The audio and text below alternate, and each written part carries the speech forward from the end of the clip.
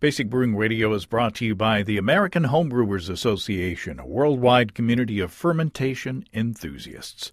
Join the association in September, you still have a few days, and receive a pound of free Azacca hops with your membership. Go to homebrewersassociation.org and use promo code SEPTHOPS, SEPTHOPS, when you join or renew to get a free pound of Azacca hops. That's homebrewersassociation.org, promo code SEPTHOPS.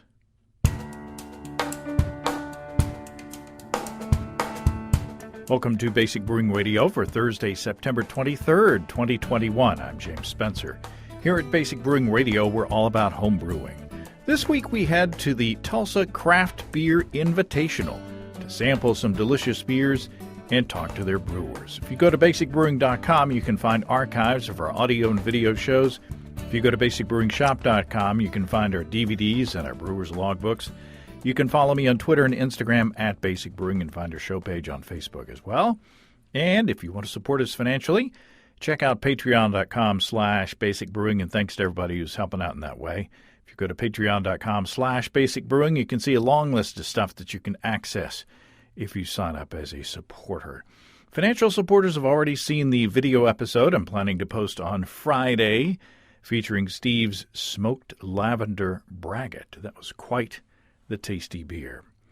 And speaking of Steve Wilkes, Steve's is now the former owner of stevesbrewshop.com. He announced this week that he's sold the shop to Paige and Daniel Stubblefield, and that shop is going to be known as North Tunnel Brewing and Supply. So I'm looking forward to meeting them, and I hope that Steve enjoys a well-earned retirement. We're planning to get together soon to record a conversation about his journey as a homebrew shop owner. And don't worry, Steve's planning to continue as an important part of these efforts here and on the video show as well. And I'm, as always, very grateful for that. So congratulations to Steve and all the best to Paige and Daniel on their new adventure. And you'll be seeing me soon. Meanwhile, Desiree and Dave of High Gravity in Tulsa are nowhere near retiring. In fact, they're celebrating 17 years in business. And now through September 25th, that's this Saturday, you can get 17% off their beer recipe kits and wine expert kits, excluding limited edition releases. And you can find those, of course, at highdgravitybrew.com. That's 17% off beer recipe kits and wine expert kits. So while you're there, say congratulations on 17 years of being in business. I brewed a beer that's currently in the fermenter. This past weekend, I brewed what I'm hoping will be an Abbey-type ale, adding Hungry Jack pancake syrup as the sugar. And I know a lot of you will be rolling your eyes and and going, making disapproving noises. But, Steve and I were really impressed with that pancake syrup sampler a couple episodes ago. So I added a pound or 450 grams of the original pancake syrup into the boil, along with some Crystal 120 and Special B, along with the Pilsner base malt, and I had some wheat in there too. So that should give me a beer with sort of, lots of dark fruit character. And the wort tasted really delicious, so I'm hoping it should be a great fall and holiday beer, and I hope that people look on us disapprovingly for using pancake syrup. I got some pushback on Instagram, and we've used maple syrup in the past, the real stuff, and we know it's delicious. So we're all about trying new things, sometimes wacky things, but. Speaking of delicious beverages, getting back on track, speaking of delicious beverages for the fall and the holidays, Ricky the Mead Maker says there's a tasty seasonal coming back to Groenfell Meadery this weekend. Wild Hunt is coming back. Wild Hunt is a balanced blend of honey, cranberry, orange juice, and spice, brewed in honor of the ceremonial meads of 18th century Northern Europe. Think of that paired with like a holiday meal or one of those, day after holiday sandwiches with, where you just take the turkey and the dressing and, a little bit of cranberry sauce and all that, just, put it all piled up high on a piece of bread and whoo-hoo. Anyway, Wild Hunt is the seasonal at Grow and Fell, and once it's gone until next year. So you can find Wild Hunt as well as other delicious Grow and Fell and Havoc honey-based deliciousness at growandfell.com and have it delivered to you across the country in most states. And keep some behind. Don't drink it all. Keep some behind for the holidays. That's all at family-owned and operated growandfell.com. That's GROENNFELL.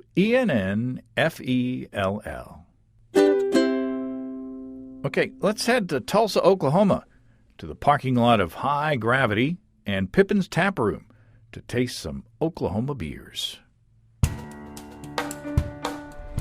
Oh, Dave Nod. Here we are at the Pippin's Tap Room and High Gravity Brewing tent. How are you today, sir? Well, we're doing good now. We've got the festival underway, and people are enjoying themselves. And what do we got going on here today? We have 35 breweries from the state of Oklahoma out of a total of 60. And we asked them all to bring something special today, something for a one-off beer for the event or something special. And just about all of them did. And you've got something special, or we've got something special right here in our hands. What do we got? It is called Summer Jam, and it's a cream ale with strawberries, rhubarb, and hatch green chili. Ooh, that's a fruity combination. There's lots of fruit in there, and there's a little bit of pepper heat as well. Yeah, we tried to balance all three, so it's not too hot, but the flavors really play well together. Now you've got some new. Before I get you into your new toys that you're playing with, tell me about this beer. How was it made, and how did you add the fruit? Well, let's see. Desiree actually cooked it down a bit to reduce the water, both the strawberry and the rhubarb. So she put it on the roaster in the oven and roasted it, and then, of course, added it to the beer post-fermentation in the secondary. And then the peppers went in post-fermentation. So the yeast had a chance to eat the fruit a little bit, but then the peppers were added in the serving vessel, essentially. Right. Yeah, right in the keg. Boy, this is starting to heat up a little bit. The fruit is nice and fresh, and then the heat of the pepper kind of sneaks up on you on the end. It's nicely, as I say, nicely balanced. It's kind of like the Willy Wonka meal in the chewing gum, It just keeps. It's the everlasting beer stopper. That's right.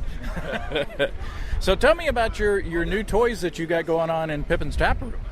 Well, we're expanding because we're selling beer faster than we can make it. So we thought we better try to figure out how to make more. And so we've got bigger vessels, and we're keeping all the old vessels. And we figure it'll take some time to ramp up from 1 to 5 barrels. And so we'll have the capacity to brew both batch sizes. And you're sticking with electric. Sure we are. Yeah, it's the only way to go for us. We had the electricity all set up already, and we're brewing basically in our retail space, so we don't want gas. And we love the performance, and we're pretty familiar with it. Yeah. And you're still making the Warthog systems? We are. Supply chains have been a little sketchy, so we are using right now just spike vessels instead of Blickman. Blickman doesn't have any vessels available for retailers right now, but we're still building controllers and putting systems together. And they're good. Oh yeah, they're the best. I can testify. Thank you. Well, awesome. I will catch up with your better half at some point. She's running around doing things while you're standing here drinking beer with me. You're going to need a little bit of luck to catch up with her today, but good luck with that. Good to see you, Dave. Okay, thank you. First of all, tell me who you are and where you're from. We are Elk Valley Brewing Company. We're out of Oklahoma City. And what's your name? My name is Brian. And did I talk to you a couple of years ago? I think you may have, yes. My goal was to try to visit people that I didn't visit last time, but then Susan saw this beer described, and she was like, oh, we got to try that. So what are we drinking? So we're drinking Collaborate and Listen. This is a collaboration beer that we did with Prairie OKC. It's an IPA with watermelon, cream cheese, graham crackers, and lactose. How did that combination come about? So, have you ever had a watermelon icebox pie? No? Okay. So, I know my grandmother used to make them. I know several other people, and they're kind of a southern dessert in the summertime. And it's basically that. It's cream cheese and watermelon and a graham cracker crust. And you freeze it in the icebox, and you serve it frozen. I can taste the watermelon. I can taste the graham cracker. I'm not sure if I taste the cream cheese, but I've never tasted a cream cheese in a beer before, so there's not much head retention on this one. No, there's the creaminess and the lactose really kind of cuts that down a little bit. So talk about how you added all these things in. Well, basically we took watermelon puree, and we have a contractor that actually provides a dried powdered cream cheese, which is a lot easier to use than the actual cream cheese itself. You can get a lot more in there. It retains all of the flavor, all of the creaminess once you add it into the beer, and then it's a lot easier to strain out when you're clearing it out. Kind of like the powdered peanut butter. Yeah, kind of like powdered peanut butter. Mm-hmm. Wow. It's actually, Susan, what do you think? I like it. I'm surprised I like it, but I do. Well, there you go. A hearty endorsement for the it's only the second beer of the day, but it's the weirdest beer of the day. All right, we'll take it. Thanks, sir. Thank you. First of all, tell me who you are and where you're from. My name is Greg Anderson. I'm the cellarman at American Solera. Yeah. So you know what you're talking about. Yeah, a little bit. Yeah. You were pretending that you didn't. You were pretending, hoping that I wouldn't talk to you, I think. Right, yeah, absolutely. I was for sure hoping that. But so what do we got here? So this is the Delta Blend. So this is an Imperial Stout aged in wheated whiskey barrels for 14 months. Really chocolatey, really rich, some coffee notes in there. Oh, man. There's toffee, and there's kind of a Tootsie Roll thing kind of going on. Sure. I think that just comes from the creaminess of the beer. So that's probably what you're getting. And what does wheated whiskey bring to it? I'm not sure if it might just add some different tannin experience to it. No, it's got quite a bit of oak presence in there as well. And my wife Susan is a big beer dark beer fan. So Yeah, it's really good. yeah, it's syrupy, but in a good way. It's a big one for sure. Now, you have a seltzer there. How are the seltzers doing at American Solera? We can't make enough of them. They are in and out so quick. People love them. Our seltzers are a little bit different. They're not kind of like the low-cal sort of variety. We add a lot of fruit and a lot of flavor to ours just to make them a little bit different. But people seem to like them. Yeah, people diss on the hard seltzers a lot. They don't, they say they don't like them, but they see somebody likes them. Well, for a long time, I didn't drink the hard seltzers until you just got to find one that you like, and then just keep going back to that one. But yeah, we really enjoy making these things. We really like it. Awesome, I appreciate it. Thank you. No problem. Nice to see you guys. All right, tell me who you are and where you're from. Alex Foster. I'm co-owner and head brewer of the Nook Brewing Company in Broken Arrow, Oklahoma. How long you all been around? Since December of 2020, so right around 9 months. Wow. How's it going? It's going better than we could have expected. We're having a lot of fun and meeting a lot of cool people. Present company excluded, I'm sure. But what are we drinking here? This is our off-kilter Scotch ale. So it comes in at 6.1%. It ends very caramely and sweet. It's very popular among a lot of the regulars that come in with us. Now, is it a sort of a Scotch ale light? Are Scotch ales generally bigger than that, or is that my imagination? No, so there's four categories of Scottish type. There's Scottish light, Scottish export. And then there's the wee heavies, which is a heavy. Those are the ones you're thinking of that are super high. So, and then there's one that I'm forgetting offhand right now. But yeah, there is actually four categories. Typically, when you see them, they're in that wee heavy category. We kind of opted for one of the lower ABV.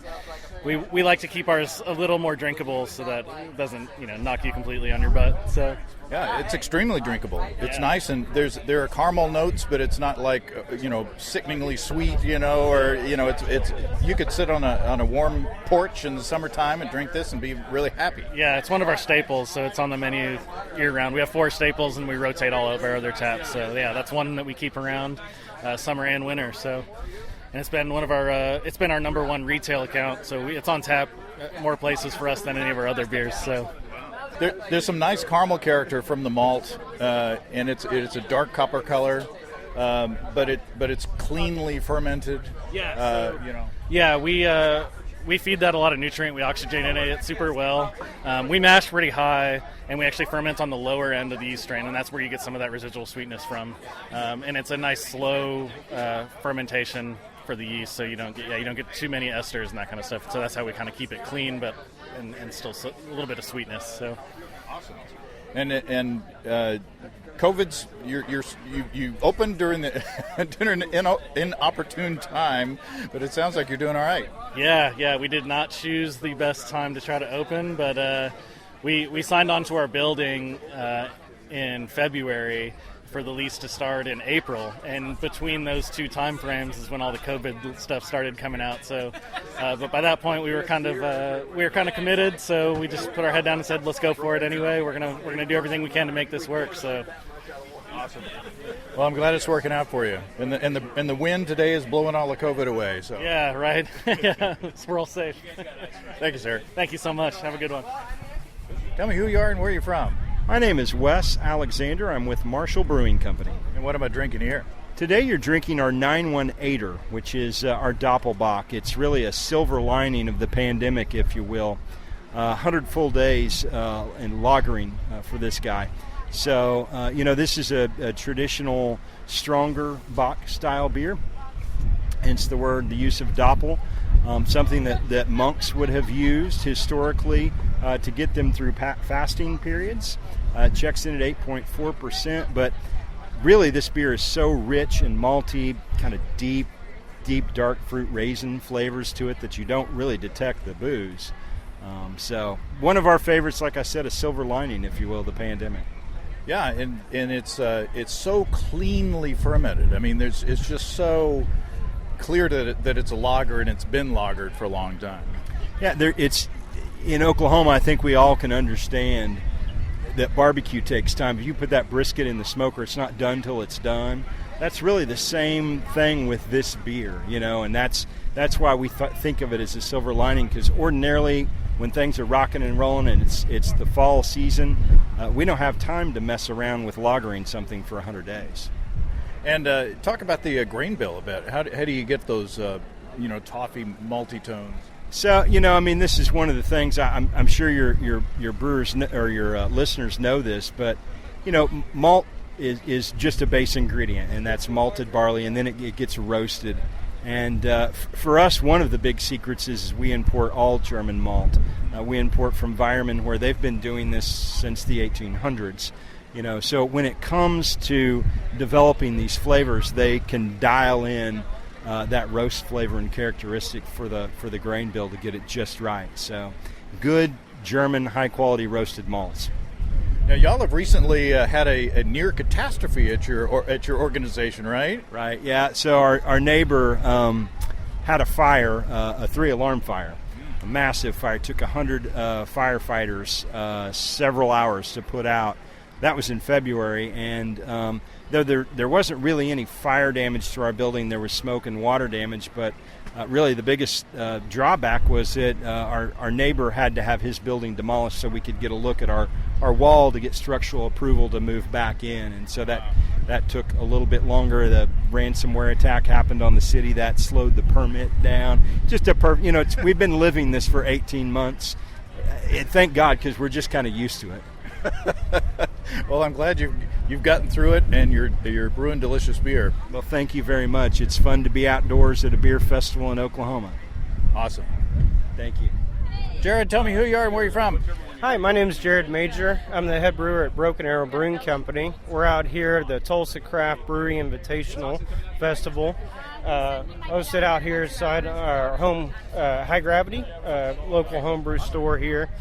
We brought out an Imperial Pale Ale called Devil in Street Clothes. It's a malty but very hoppy imperial pale ale brewed with Calypso, Wakatu, and Calypso hops. Now, when I talked to you 2 years ago, were you the head brewer then? No, I was still kind of learning the ropes. Well, congratulations. Well, thank you very much.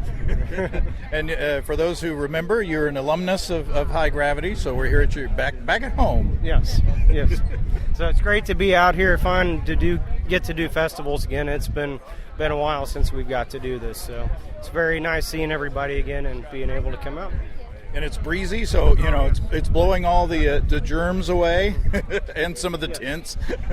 But no, it's great to be out, and thanks you for coming out. Thanks everybody for coming out. Well, talk about this beer. It's delicious. Well, it's just a big healthy dose of 2-row, a little bit of Crystal 20, Crystal 40, Crystal 60, and some Calypso, Wakatu, and I think a little bit of Cascade in there as well. It's not super chewy. I mean, there's a nice layer of.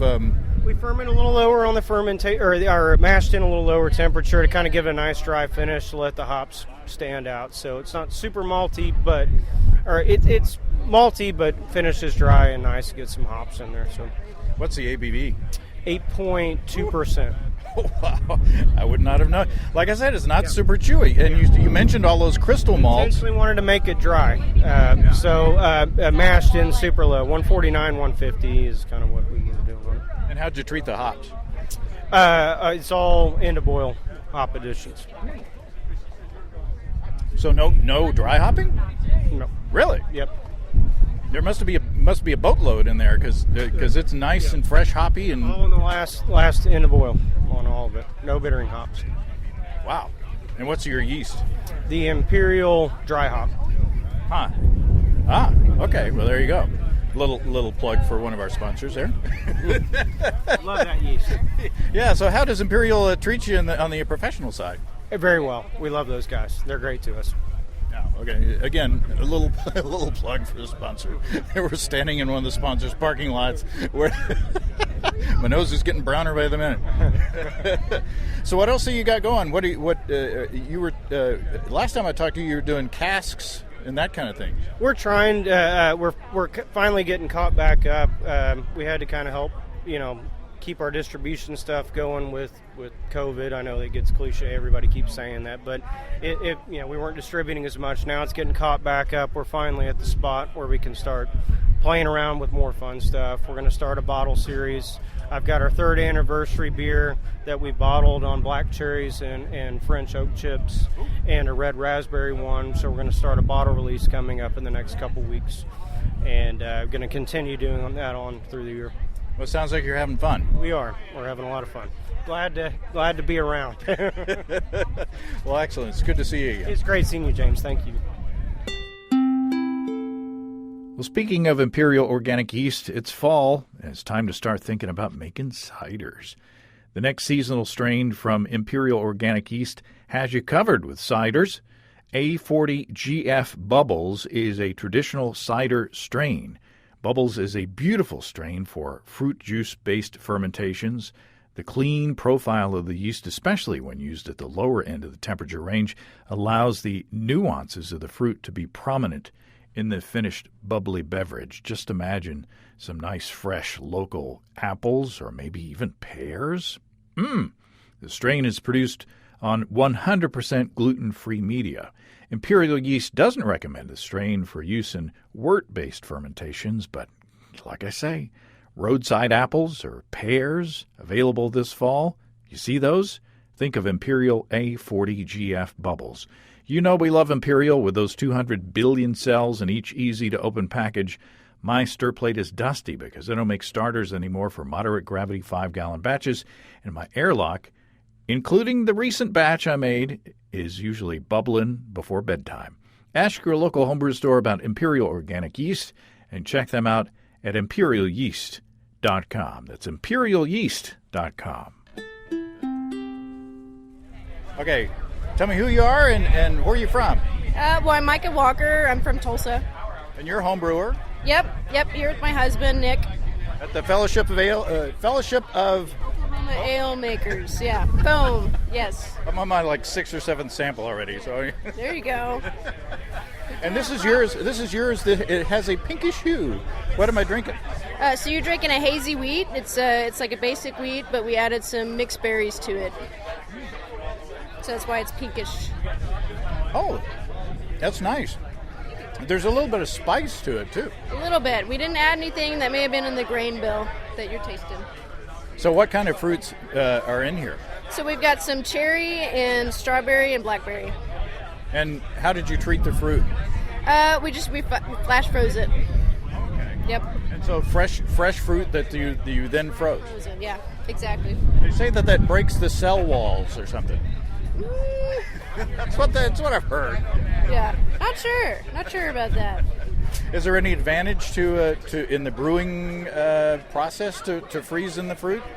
Well, you're going to minimize the bacteria on the fruit, which is a big deal. I didn't want it to sour because I wasn't brewing a sour, so that was helpful. But also, I think you get more of that fresh taste than as if you had cooked it or something else. And we added it during the secondary, so.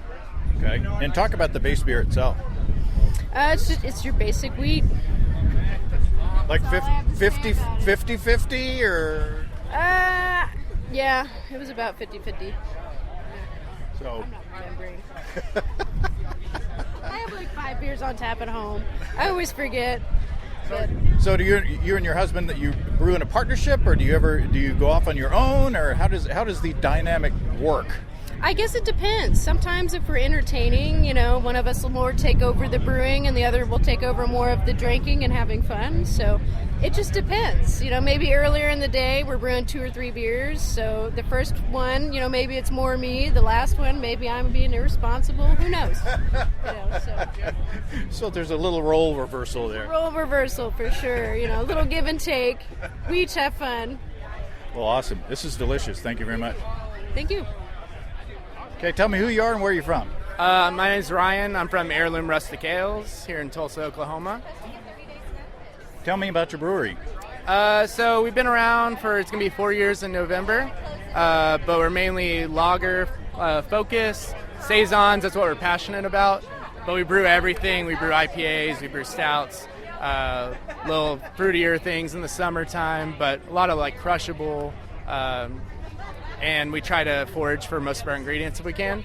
So yeah, we try to keep it as natural, Oklahoma grown if possible. So yeah. So what kind of ingredients do you guys find? Like right now we have our saison on. It's called Wise Blood, and it's a sumac saison. So we went to botanical gardens and foraged for all the sumac. Sumac's a really cool ingredient. It gives it a beautiful color. It looks like grapefruit juice, but it kind of brings like a pink lemonade, a little tartness, a little tannic fruitiness to the saison, but without any other added like fruit. So it's really cool. We've picked persimmons before for beers. We have a saison with some flowers, yarrow flowers, and juniper right now. So a lot of natural, native ingredients as much as we can. Awesome. Well, so what am I drinking here? So you are drinking the Miles from Nowhere. It's a new IPA that we just did. We like things to be very not too heavy and drinkable, not too much sugar. But this one's got Citra and Cashmere, which hops everybody loves. And then new hop Gemini that we found is like grown in New York. But it just almost brings like this Hawaiian punch fruitiness to it.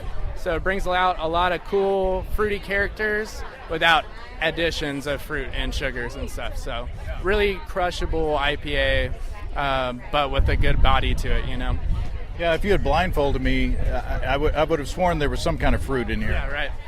That's it's what we want. We want it to be drinkable. We want you to just enjoy the beer and not it be too astringent or too heavy.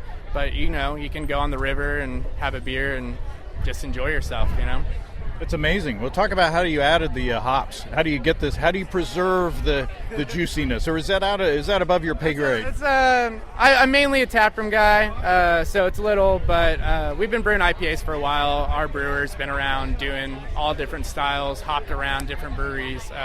It's all about the dry hopping, when to add the hops. We try to, source from places that we trust and we appreciate.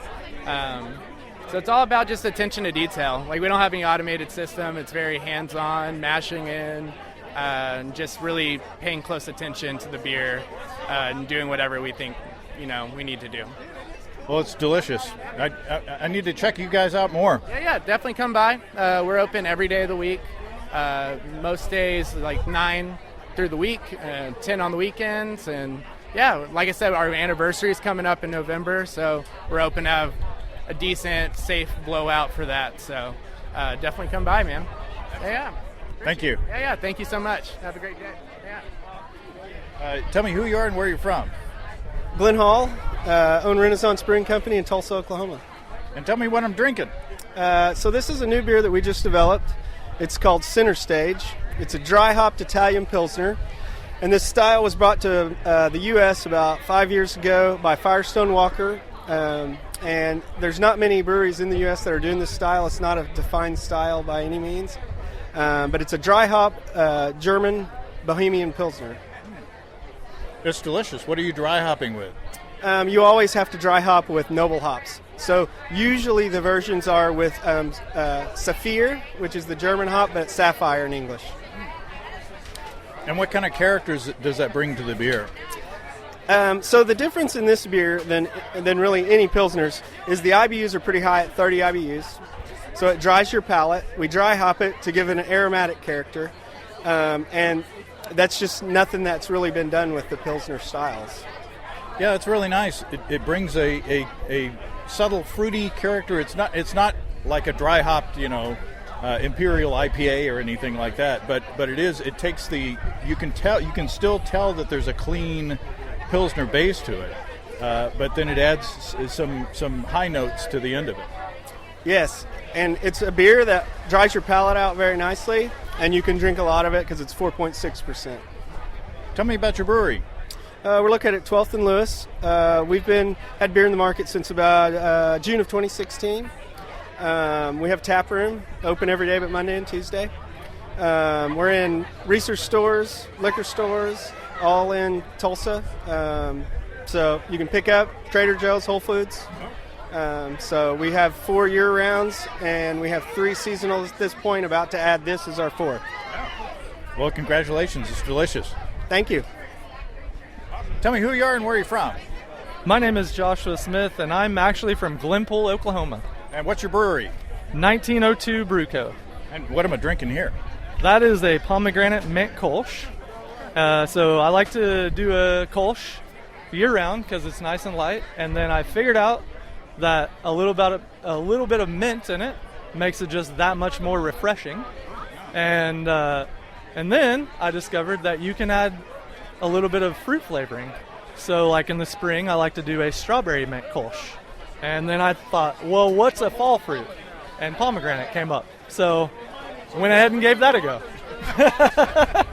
So first of all, the mint is really, you can really smell it on the nose. It's really nice, and then it's very upfront. The pomegranate kind of takes a back seat, but I think that's okay. It's an awesome, fresh palate cleanser, and maybe one of my favorite beers of the day. Thank you. That's awesome.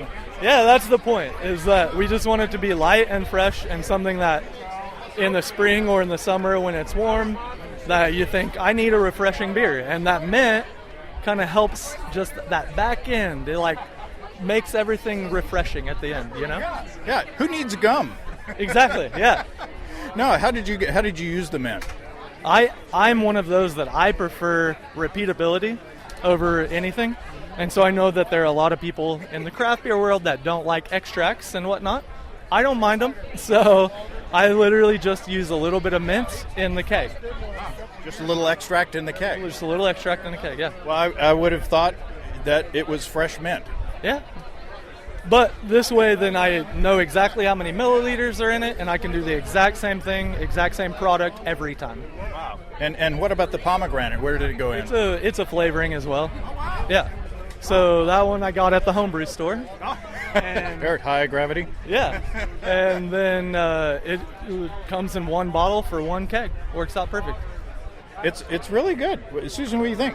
It's a great hot weather beer. Yeah. I think you got a winner there. Thank you. Appreciate that. When I looked at it, it's one of those. Well, that sounds like kind of a novelty beer. Let's try that. It'll be fun to talk about. Yeah. I would drink 2 or 3 pints of this. This is good. Originally, it was a novelty beer. And then people kept coming up and saying, I would drink this all the time. And I was like, oh, okay. That works. All right. It's on my list of things to play with. Awesome. Thanks for the inspiration. Yeah, of course. Cheers. Have a good one. Let's take a quick break from the parking lot at High Gravity to do a little bragging about High Gravity's Warthog electric brewing gear. Thomas on Twitter tagged High Gravity and me, saying, my replacement 120-volt controller arrived from High Gravity. I did a quick test this afternoon. Exceeded my expectations. I'm eager for my rescheduled brew day this weekend. Thomas then said that he'd been looking at one ever since he'd heard me talk about High Gravity years ago, and he's very glad to learn firsthand why I've been talking them up so consistently. Well, excellent, Thomas. I'm glad you're enjoying your new Warthog EBC 130 controller. It's what I got. And whether you out there are replacing a part or upgrading an existing electric system, or if you're starting fresh with a turnkey Warthog electric system, Desiree and Dave at highgravitybrew.com can take care of you. And if you use the code EBC75BB, you can save $75 off your Warthog gear. That's at family-owned and operated highgravitybrew.com. That's highgravitybrew.com. Tell me who you are and where you're from. I'm Johan, the brewer at Mountain Fork Brewery. We're out of Hochatown, Oklahoma, down in that southeast corner of Ouachita Forest. Oh, Beavers Bend State Park. That sounds nice. It's beautiful down there, especially right now. What kinds of things do you brew? We generally have a lot of traditional ales, the everyday drinking beers that you want in your fridge. We do some specialty barrel-aged stuff, but no sours, no pickle beers. Nothing against pickle beers, or maybe you're. I don't want to. I don't want to take us. I can't do vinegar and beer. I just can't do it. It's an off flavor. I've too much BJGP judging burned in my brain. I can't do it. Acetaldehyde, right? Yes, I can't do it. Green apple and vinegar. No, bad juju's. Run away. I see why they put you here on the end. Yes, sir. I'm a wild animal. I got to be left alone. They fed me too much beer. Here we go. I feel like a pro wrestling match is about to break out. Hey, I got the beard, man. Let's go. I got the hair. It's hidden under the hat. Party in the back and everything. Got the mohawk under here. I have the reverse mohawk, but, that's another deal. What am I drinking? You are drinking our Three Rivers Blonde Ale. So that beer has a little bit of cryo hop to it to give it some extra pop character. It is one of our what we call lake beers. So we're breweries right on the lake. So this is a beer you can drink a 6-pack of and still get the boat in the dock. It's delicious. Yes, sir. This is not a wild man beer. I think you're of those. You're going to get wild. I think you're a tame brewer at heart. Oh, I don't know. I might be a little cuddly to the right person. This is my wife, by the way. Greetings, madame. Just to be clear. Oh, hey, you got to have follow-alongs. There's groupies for everybody. So talk about what went into this beer. You're talking to homebrewers around the world. Well, the Three Rivers is that traditional great beer for every homebrewer to start with. A little bit of Pilsen malt, a little bit of wheat, and keep the hops simple. Our cryo hops, at the end for Whirlpool to give it that brightness and character you're getting off the aromatics and just off that little bit of bitterness. So it's sitting there right at that 18-20 IBUs just to balance the blonde out, to round it through. Do you have to do anything with your process differently with cryo hops? Well, cryo hops, whether most homebrewers don't know, but it's in the industry, brewers always joking that hop contracts are like drug deals. So we've got to have 3 years of drug deals set up on a contract, and then you're like, and the COVID hit, man, tell you what, these drug dealers, they were ready to make some money. But no, everybody's been pretty good about people not being able to keep their contracts and balance things out. However, cryo, though, they only make what people contract for the year. They make a little bit extra, but for the most part, cryo hops, a brewery has to tell Yakima Chief Hops, it only comes out of Yakima. It's their proprietary process. And we are a big proponent of Yakima Chief hops, and so you have to have a lot of foresight to use cryo hops, so you don't run out, and so you have enough for your production year. Right. But they don't clog. Do they clog your system any more than like regular pellet hops? Or no, usage-wise, different people are going to say different things. Generally, they'll say use almost half as much, or you blend in a little bit of. If you're using Cryo Simcoe, you blend in a little Simcoe with it if you want to keep the profile right. But generally, Cryo is just, bigger, bolder. So it takes a little bit of finesse to use.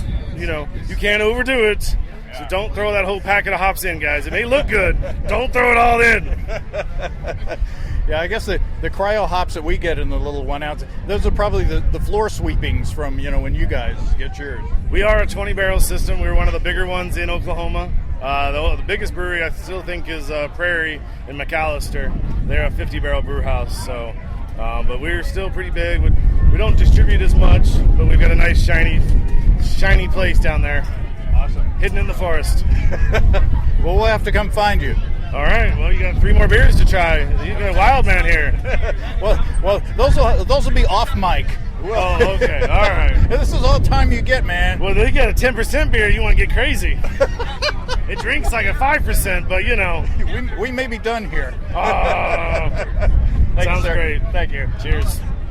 First of all, tell me who you are and where you're from. My name is Daniel Vanderslice, and I'm from the great state of Oklahoma. And here you're here in in another brew club.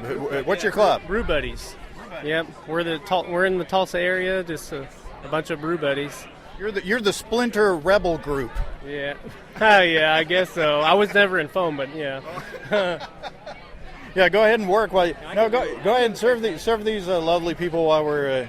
I'm sipping on a beer here. That beer's called Funky Raz. Tell me again.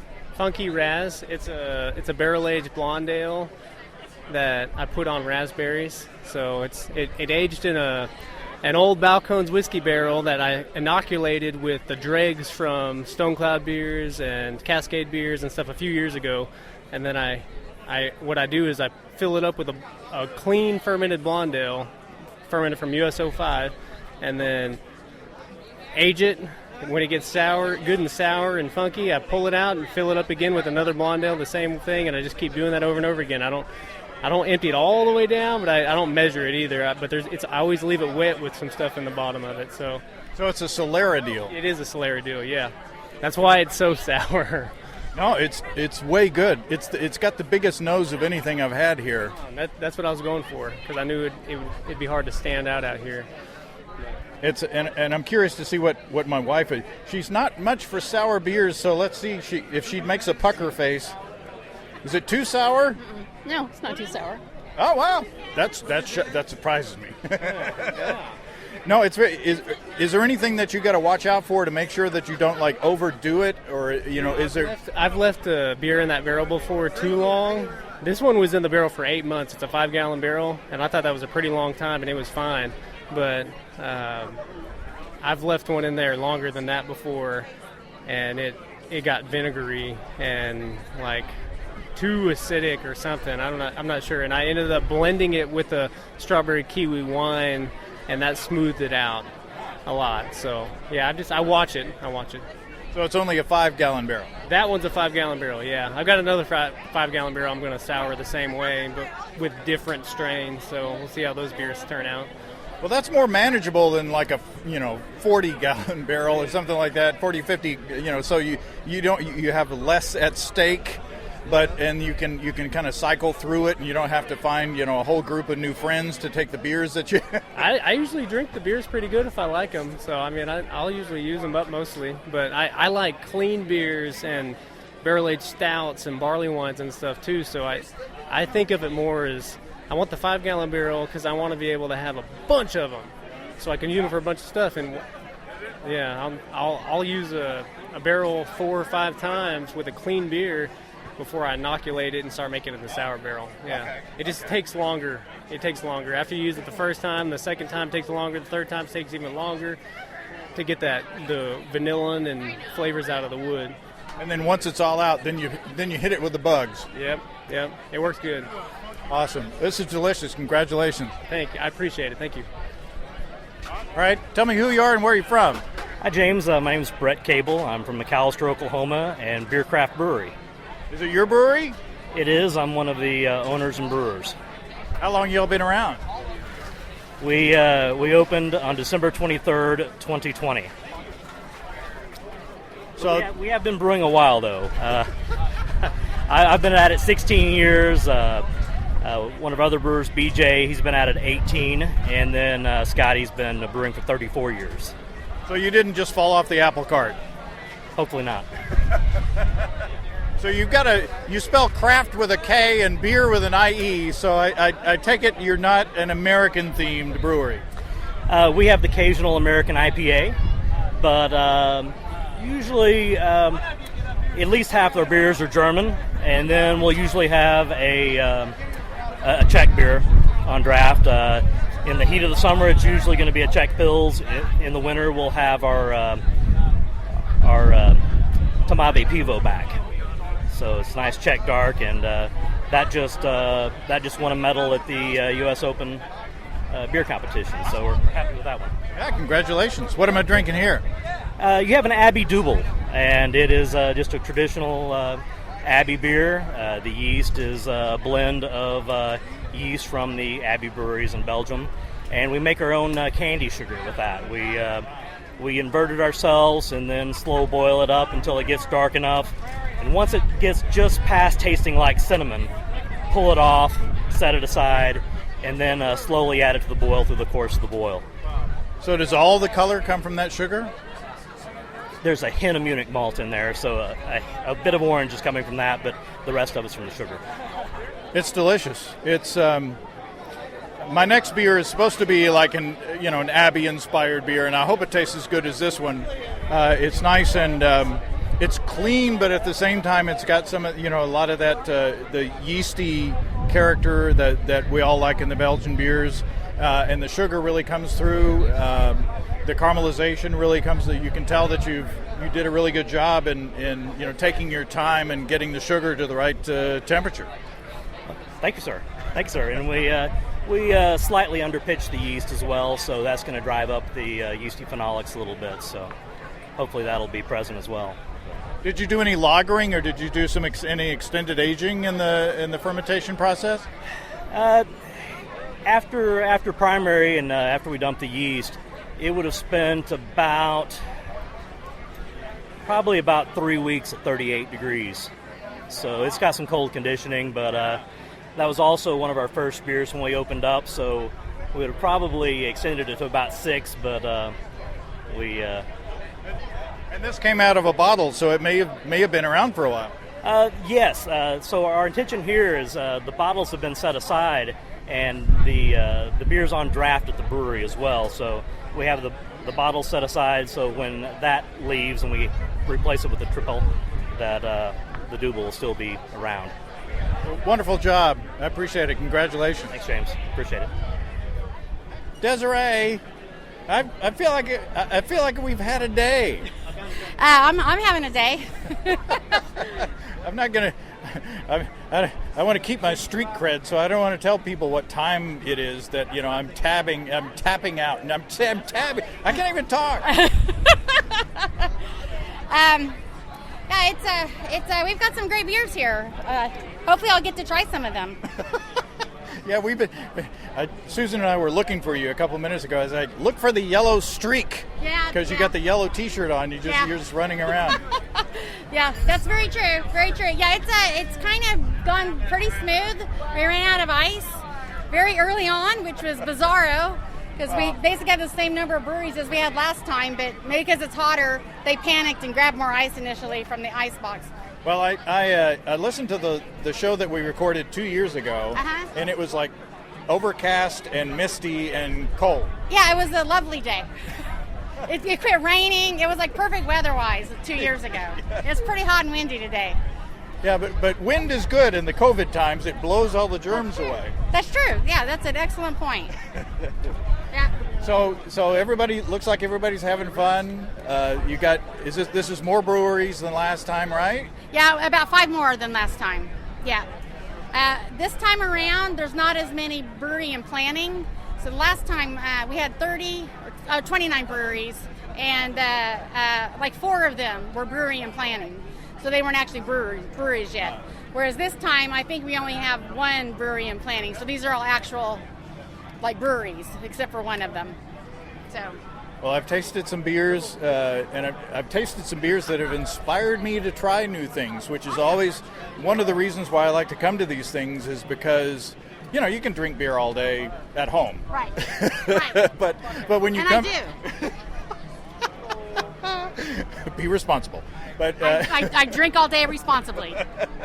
But when you come to a thing like this, it's like you stumble across...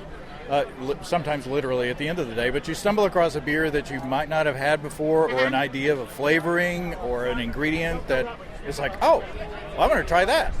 Yep. There's been some. I want to try the one that's the IPA with like cream cheese and graham crackers and all kinds of weird stuff in it. Susan picked that out at first. Susan said that was good? Yeah. Okay. Yeah. It doesn't sound good to me, so I want to try it just to see if it surprises me, Yeah. The ingredient I want to try is mint now. Oh, yeah. Because of 1902. 1902. Yeah, 1902 is the brewery and planning, and Joshua is the brewer, and he actually works for us. He's one of our employees. Yeah, he's a good brewer. Everything comes back to high gravity. Every single brewery that exists in Tulsa was our customer first. Every single one. There's not a one. Yeah. See what you're doing? You're making good brewers, and then they don't shop from us anymore. Exactly what we're doing. All right. Well, Desiree, it's so good to see you in person. Good to see you. Hopefully, we'll get to hang in it for a little bit. Yeah. Well, I see some beer here within arm's reach. So. Yeah. Me too. All right. Thanks, Desiree. Thanks. We love you guys. Love you too. Love you, Susan. Well, thanks again to Desiree and Dave and everybody we talked to at the event. It was really well done. Plenty of space to spread out and plenty of breeze to keep the air moving, and as you heard periodically on the microphone. If you have brewing questions, show suggestions, or just want to say howdy, write to James at basicbrewing.com, or just fill out the contact form at basicbrewing.com. And please don't forget to tell us where you're from. Check out our mobile-friendly shop at basicbrewingshop.com. Thanks to everybody supporting us through our Patreon page. Special goodies coming your way. Check that out at patreon.com/basicbrewing. So until next time, till then, thanks for listening, everybody. I'm James Spencer. Production help for Basic Brewing Radio and our website is provided by Kelly Dodson. Basic Brewing Radio is a production of Active Voicing. We'll talk to you next time, everybody. In the meantime, stay well and stay tuned. So long.